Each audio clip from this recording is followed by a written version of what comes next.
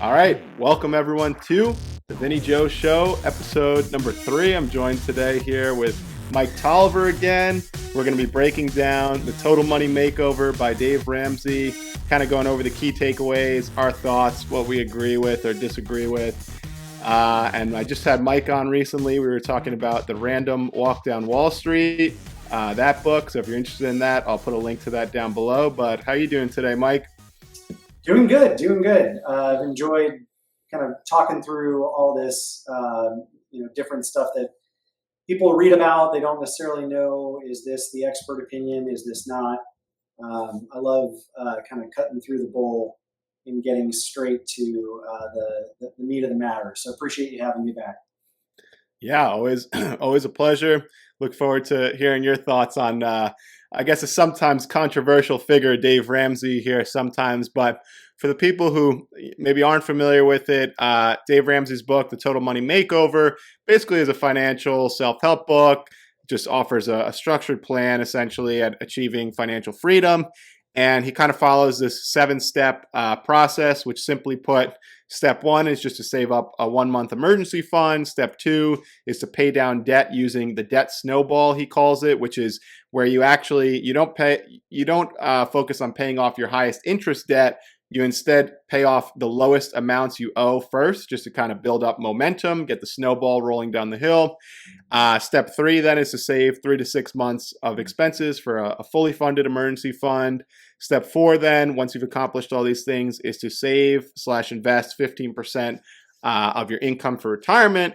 And then step 5, save for college. Maybe we could touch on that one. Step 6 then, if you do all these, would be to work on paying off your house early.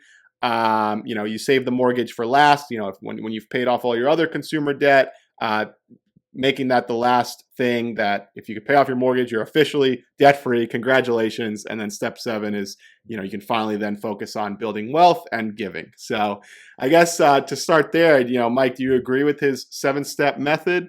Anything you'd do different? Well, yes and no. And let me flesh that out. So yes, I agree with this in the sense that anyone who does these things is going to be in a way better financial position than someone who does not do these things. So it's not a question of, will these steps put you in a better place? They absolutely will. There's no doubt. But the question is, are there other things that you can do or things that you can do slightly differently that would put you in a better place? And the answer is yes, I think there is. And so, we can kind of go through line by line, or we can talk more conceptually. However you want to flesh that out, we can. Sure. Yeah, I guess we'll start with conceptually. Okay. So he's made a name on being anti-debt. That's kind of where he cut his teeth. The debt-free scream, like all that different stuff that markets really well, and that no doubt feels really good to the people who have been involved. But there's far more to the story, and so kind of fleshing that out. First, he is absolutely right. Consumer debt, meaning debt that you use to fund your lifestyle, should be avoided at all costs. But debt absolutely is a financial tool. I'll give one example in the world of the consumer that's very, very common, is the car payment. Like we were even talking about just a second ago, the idea of a car payment, you can frequently negotiate a 0% or 2% interest rate on your car payment spread out over a period of time. Well, if the average for inflation is more than the interest rate on your car payment, then that's actually putting money in your pocket on the sticker price. Because you've spread it out, inflation is growing quicker, so those fixed payments feel smaller and smaller, even though the dollar amount is the same. So, things like that, debt can be used as a tool, pardon me. And so he just seems to be like throw it all into the same bag and say, get rid of it. And that's just, it's not the case. So kind of at the highest level conceptually, that's where I'm going to differ from him. And so one of the steps being pay off the mortgage, sure, but if you could take the same amount of money, put it in an investment account that kicks out X%, well, yes, you could have put that money into the equity of the home so you had no payment. But if you have the asset that's making the payment for you from the growth on interest, dividends, and capital gains, then once the home is paid off, you still have the investment account. If it's just equity in your home, it's sitting there. And a way I've heard actually a mortgage broker talk about it is you can't eat your house. So the equity is great, but what are you going to do with it? Right. So there's a number of we could dive into sub points on that to explain those a little bit more. But just kind of taking a broad brush approach to all debt is not a way that I would go. Yeah. Yeah, no, you raise a bunch of great points there. Lots to unpack. And I guess just to start with the car payment part, definitely makes sense what you're saying. I did find it interesting. Like, I think in the book, he focuses on like at least buying a new car. So, they hit you with these deals. Oh, buy this new car, 0% down, 0% interest. But a new car loses something like 60% of its value over the first 4 years. And just figure you're putting that car payment in, which on average was $500 when he wrote the book. I'm sure it's probably more like $600-700 now. Most people pay that for 64 months and then they rinse and repeat. They get another brand new car. And if you just invested that $500 a month instead, after the end of 40 years, you're looking at something like $5 or $6 million. And so obviously, you need a car in most cases, but maybe that's where buying the used car or buying a car for cash that you can actually afford and paying yourself the $500 a month. I did think that was very interesting because I know that's kind of like the common, most people are just making these car payments month after month. So, I mean, does that change your view on that at all with like as far as new cars are concerned, I guess? Well, yeah. So, allow me to nuance a little bit. And so a $10,000 car will get you to the same place as a $50,000 car. It's going to get you there from point A to point B, and that's what the car is for.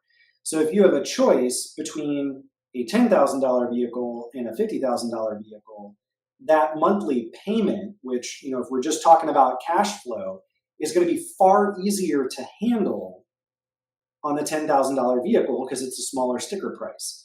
So, he's kind of keying in on the cash flow piece of things. But it doesn't change the math when it comes to what I was referring to about the inflation, stretching out the payments over time. That's actually working in your favor. So why not take advantage of it if you can? So, what he's choosing to key in on reinforces the story that he's telling, but it's not the full picture. And so I just want to, clarify that there. Yeah, no, it makes sense. And then I guess as far as like the home mortgage is concerned, this is one I've been wrestling with because I'm just thinking about how nice it would be, to not have a mortgage payment every month. And again, yeah, I think this is where it's very nuanced. It's going to differ situation to situation, but someone who's on, a standard trajectory, maybe like a W-2 type job where you're just working till, retirement age. Yeah, a mortgage probably does make sense and you're better off, as you said, basically inflation is eating away at the mortgage. So you're better off, paying the mortgage if you have a good interest rate and, investing your money instead because you're going to end up far ahead of the game. And like you said, like you could pay off your house, but then what? You're going to need somewhere to live. So that's where I do think it just differs person by person. I'm looking at it like through my lens, like just trying to achieve like financial freedom earlier. And I'm looking at, how much I'm spending on a mortgage every month and like not having that payment would be nice. So I've been kind of thinking about like does it make sense to kind of only buy a house that you truly can afford, which again, I know it's going to differ from person to person, but if you're able to save up for a house, maybe it's not your dream house, but like that you could buy with cash, and then always, upgrade later, like what that looks like over the long term. So instead of paying, say, your mortgage is $2,000 a month, like actually just having that money, investing it, and within, 5 years, well, you've probably established, let's say $200,000 if you invest it, and now all of a sudden you can actually afford to like buy a house outright, maybe with all cash. So what do you think about that? I think it's the exact same problem as the $10,000 car versus the $50,000 car. And so, as we're talking about cash flow, a $200,000 house will shelter you just as well as a $500,000 house, right? So, from a cash flow standpoint, buy the house that meets your needs, not your wants. And then, as you said, as you build equity, because the cash value of the house that you can sell it for, right, it's going to go up over time. It's going to go up, and then the equity that you have in the house is also going to go up. So those two factors are working in your favor, so that when you go to buy your next house, you can either buy more house or you can pay off the house that much quicker. You have those choices. And so, having a long time horizon, which is one of the things I do affirm about the book, it gets people thinking over long periods of time. That's going to help. But, and this goes back to my point earlier, and I was looking this up while we were talking. So if I pull up a mortgage calculator and I drop in a $200,000 mortgage at 6% over 30 years, the principal and interest costs $1,200 a month, right? If I put that same $200,000 into an investment account that was earning 10%, it's going to generate $20,000 a year, right? Which is slightly over $1,500 a month. So rather than paying off the home with that $200,000, the math would tell us that if you put it in a growth-oriented account, you're going to be able to pay off the mortgage and have cash flow coming in your way of about $300 a month. Plus, you have the $200,000 in the investment account. So there are lots of reasons why, even if you have the ability to pay off your mortgage today, you may not want to. Does that make sense? Yeah, definitely. I think the thing I think of there, let me share my screen here and we could run through this. I feel like this is a good exercise. So what I would push back, and I don't know the answer, but let's see here. Share the screen. Can you see my screen? Yeah. Zoom in. So I am curious, that makes sense, but I'm wondering, if you did pay it off and like, let's say your monthly mortgage was how much? 1,200, you said in that scenario? Yeah. So $200,000 principal at a 6% interest rate is what would give you that $1,200 monthly payment, just principal and interest, because you're going to have the taxes and insurance whether you own it outright or not. So Right. So 1,200 a month, let's say. So that's 14,400 a year. I'm curious, if you did go through the scenario where you do just pay it off and then all of a sudden, you start paying yourself, what that ends up looking like, let's say after 10 years, 10% interest. So again, this is just if you're starting at zero, you do pay for the house in cash, and instead of paying a mortgage every month, you just invest that money, and you're earning a 10% return. So after 10 years, you'd have $252,000. And then let's just go with the 30-year mortgage. Let's see, if you stuck with it, you'd have $2.6 million. So this is where I get curious too of like, I get that it makes sense to kind of let inflation eat away at your mortgage, but like, doesn't this ultimately put you in a better situation?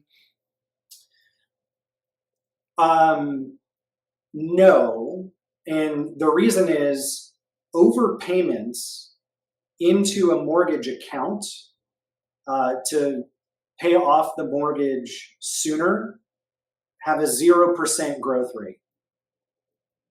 If you took those same overpayments and you put them in an investment account, it's going to be more quicker than if you had put those overpayments into the mortgage. So you'd have the ability to pay off the mortgage sooner by overfunding the taxable brokerage account. And what's more, once you have the funds to pay off the taxable brokerage account, all things being equal, you should still keep the mortgage because the interest, dividends, and capital gains of that taxable brokerage account, the math seems to dictate it would be able to pay the mortgage for you, and then you'd still have a little bit of cash flow left over. And maybe you use that to cover the taxes on the gains and whatnot. But and then from your cash flow from your W-2 job, whatever that is, because the investment account is paying your mortgage, you can start this same growth calculator. So in all scenarios, if you make use of the investment account as opposed to overfunding paying off the debt, you end up ahead. Does that make sense? Yeah, so you're saying it still pays to just keep the mortgage and just invest. If you have the extra cash, you're ahead of the game going that route. Right. But that is the key, is that you have to live well below your means in order to put that fund, to invest those funds. Because if you're spending, which is human nature, and Americans love to spend beyond their means, but if you live up to your means, then you have nothing excess to go and invest and work on your behalf. So you really need to have that discipline. And again, Dave Ramsay is on board with that. So I affirm, all of that. Yeah, and I think that's a perfect segue into the line he repeats over and over again in the book. I think this is probably the best takeaway. And if you guys like to take notes, write this down. If you don't like to take notes, you should probably write this down. And the quote is, if you live like no one else can now, then you can live like no one else later.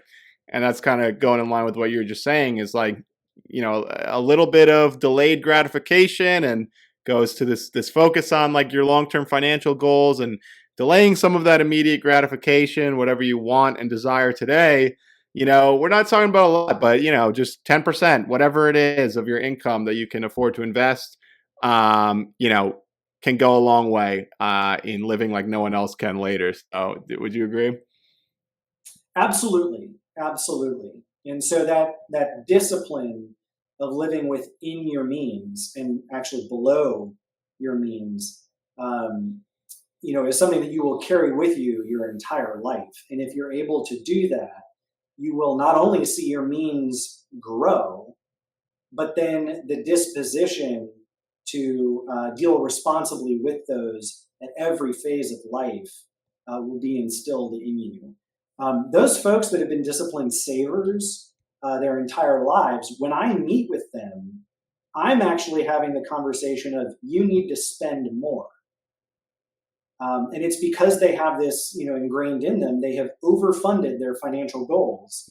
And every time they meet with me, I get to have a really good conversation with them. I mean, who wouldn't want to be told you can spend way more?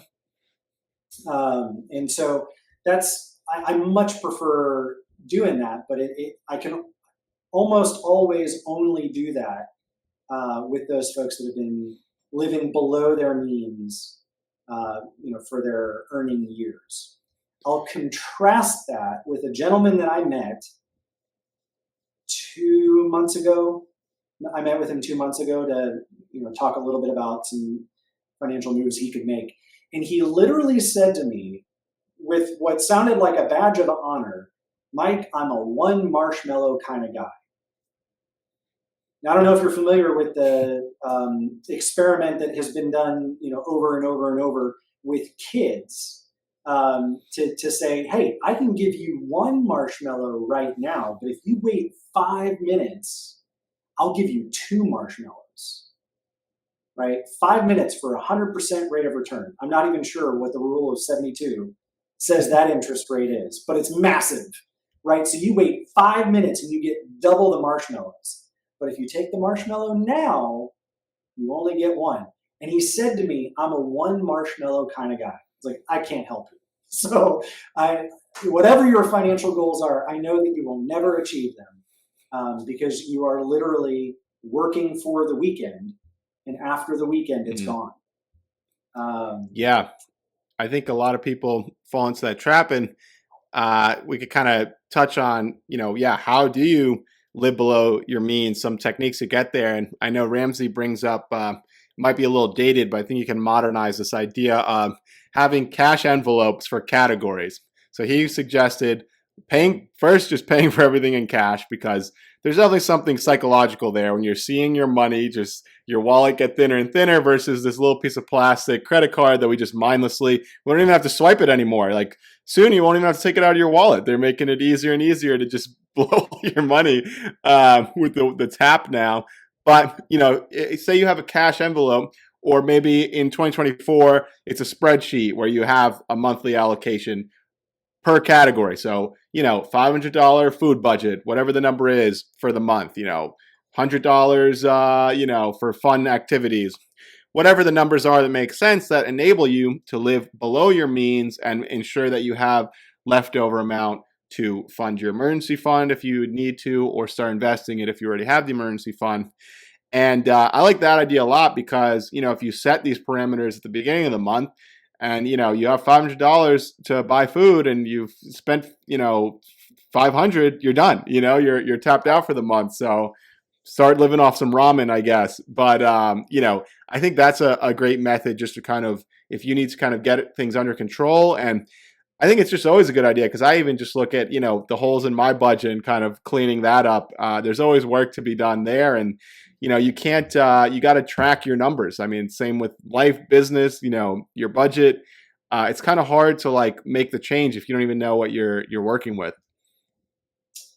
Yeah. I've known a lot of people who have done the envelope system and have been very successful with that.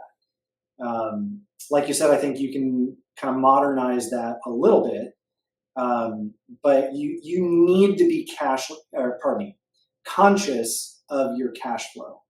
You have to be. And so if you're a super detailed person, my wife and I, we created a Google Sheet that updates in real time as expenses come in. She's very disciplined in tracking it. And then I tend to handle more of the strategy behind what goes where. And that's how we partner together with that. So we're both constantly aware of what our cash flow is. And so it can be done very physical, it can be done very digital, but whatever works for you. I will offer, my own strategy that I recommend to my customers, and that is what I refer to as bulletproof budgeting. And there's 4 categories that you would actually have 4 discrete bank accounts for, right? There's your direct deposit, so where all cash flow comes in the door, it goes into your direct deposit. And then from there, you instantly sweep your monthly fixed expenses. So this would be the cable bill, the phone bill, whatever those monthly, the mortgage, whatever those monthly fixed expenses, exactly how much is going to get spent out of that account.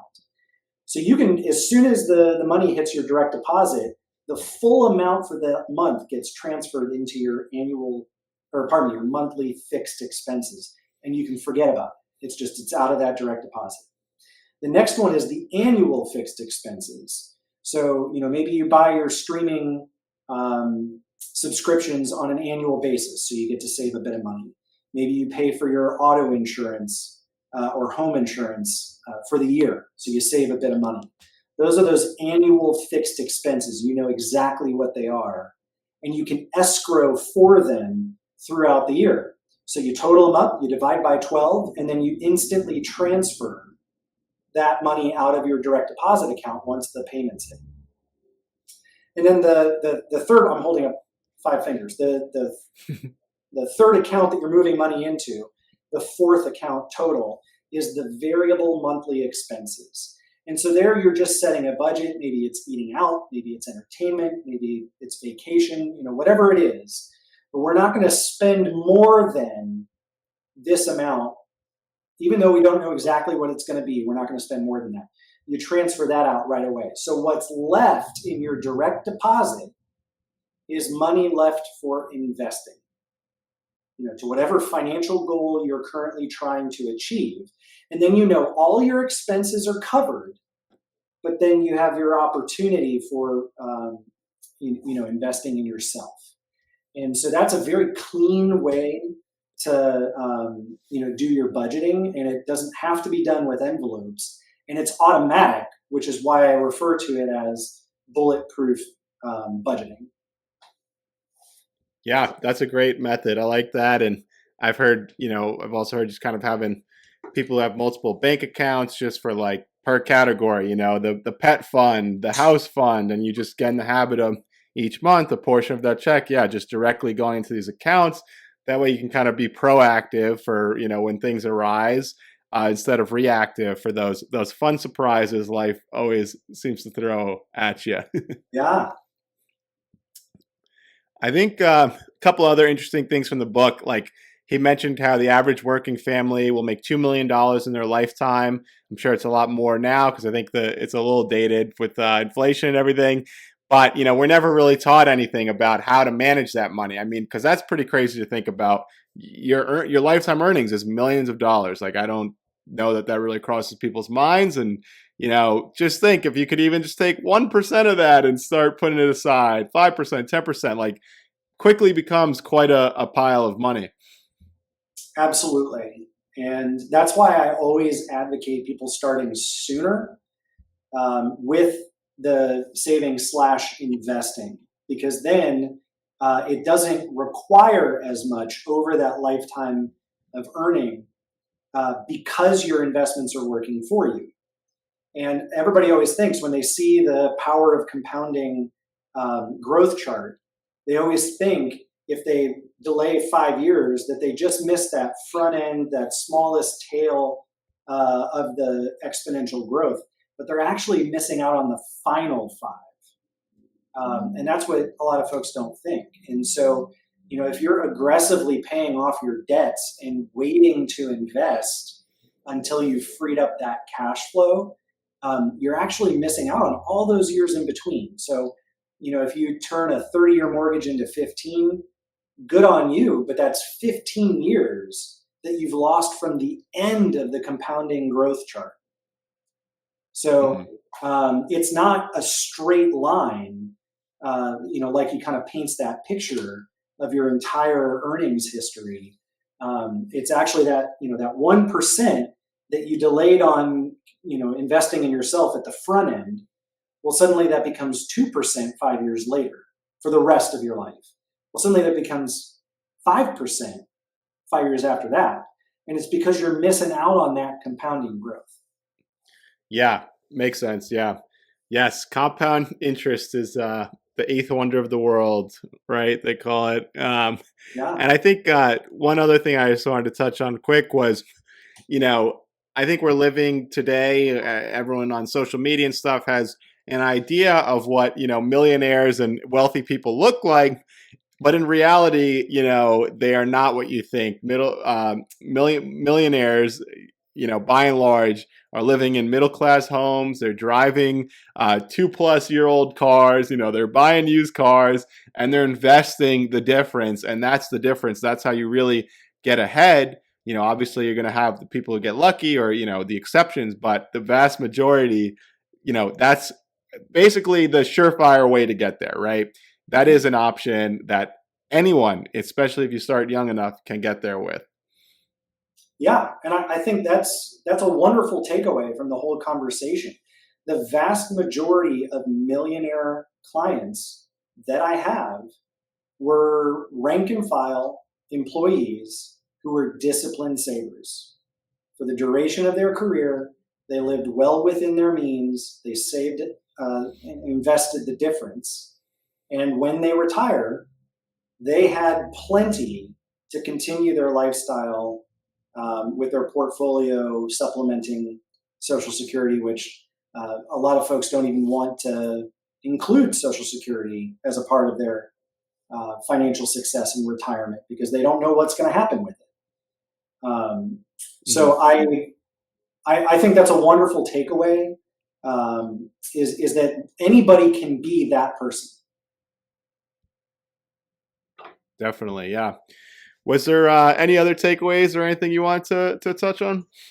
Let's consult my notes here real quick, see if there's anything else. Oh, well, yeah. Okay, so you had posed the question: what are some strategies that people can do to live within their means? And I think Dave Ramsey was again famous for the latte. Giving up the latte if you just didn't drink that and invested what you would have, put the $6 Starbucks. right. Yep. Yeah. And there is some truth to that. So I don't want to knock that. You can absolutely take 3 minutes to make a pot of coffee for yourself the night before and just press delay start on a thing, right? Like that's not a big deal. There are, I think, other more meaningful strategies to a lot of folks who are already feeling like they're pinching pennies. And so things that you can do are, maybe take a less desirable rent or own home if it puts you closer to your work. So you're not spending as much on gas. There's not as much time left in the car. Getting to and from work, especially if the cost of those two is the same, then you're saving, the time and the expense of getting to and from. But a lot of times it may even be cheaper to live a little bit closer to where you work. It doesn't have to be this exorbitant difference. And so there's a number of ways that you can find savings in your cash flow if you just take a global picture of where is your dollars going and how can you spend less than you're currently spending. It's often related to where you are living. So I'll throw that out there. Yeah, no, I'm glad you bring that up. It makes me think of, the latte, it might not seem like much, but I think a lot of budgets are experiencing death by 1,000 cuts. It's like you take all these little things and it adds up. And I know personally, something we've done in the household here is we've cut pretty much all our streaming. Like I think we have Amazon Prime, more so just for the Prime benefits of, shipping and everything. But, we have Prime Video. That's it. We, at the peak, we had Netflix, Disney, Hulu, HBO. I mean, you're talking like new cable, $100+ a month right there. And, what that's done is it's freed up some time for us. Maybe I have more time to get through this wall of books you can see behind me with a little less. Maybe we're going to sleep earlier, increasing our earning potential now. And you know what we've been doing? I don't even know if I want to share this little life hack. I don't want too many people to get on it. We just get everything at the library. You can literally rent movies, DVDs, and it's actually more fun, I find, because it's like nostalgic. You're going back to like the joy of Blockbuster. You went in there, you didn't know what you were coming home with, but like it's an adventure, And they have literally everything, like full seasons, movies, and like there's just something I think to, human nature of like going out and feeling like you actually did something, getting the DVD there, checking it out versus sitting on the couch and just clicking around, scrolling through this endless loop of titles. So that's one way. Again, you could probably save $100 a month right there. So you just gotta look at where your money's going. I think that's a great example. $80 a month is $1,000 a year. It's $1,000 a year. You put that $1,000 into an investment account, and then you're not giving up your entertainment because exactly what you said. I mean, my library. So my wife and I do the same thing. My library has board games right? So we're checking out Wingspan, and it just keeps renewing for us because nobody else is checking it out. We love that game. They have 3D printers, right? So I think maybe you pay for the spool, but like you can make your own toys and you don't have to buy the 3D printer. There's just so many cool things. And then, like you said, you also get the date out of going to the library and finding these things. So, um, highly recommend that. That's a great tip right there. Yeah, yeah, that's you've definitely there's levels to it. I got to see if my library has a 3D printer. I didn't even think of that. Yeah. That's awesome. But yeah, there's there's money somewhere, right? You just gotta find it. It's hiding in plain sight in a lot of these cases, I think here. Was there anything else you had? I think that was the last one I wanted to come. Oh well, you had mentioned revisiting the college funding.